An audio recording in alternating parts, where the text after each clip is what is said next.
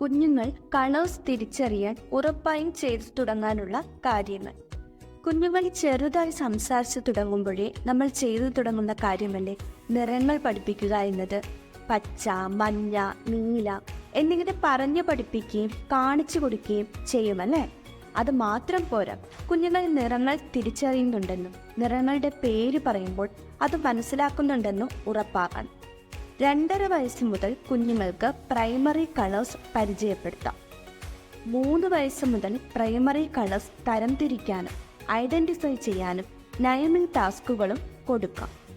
കുഞ്ഞുങ്ങൾക്ക് primary colours പഠിപ്പിക്കാം. ഇതിനായി കളേഴ്സ് സോർട്ടിംഗ് ആക്ടിവിറ്റി കൊടുക്കും. സോർട്ടിംഗ് ആൻഡ് ഐഡന്റിഫിക്കേഷൻ എന്നീ സ്കിൽസ് അച്ചീവ് ചെയ്യാനുള്ള ടാസ്ക്കാണ് കുഞ്ഞുങ്ങൾക്ക് കൊടുക്കേണ്ടത്. ഇതിനായി 3 കണ്ടെയ്നേഴ്സ് അല്ലെങ്കിൽ ബോക്സ് കൊടുക്കാം.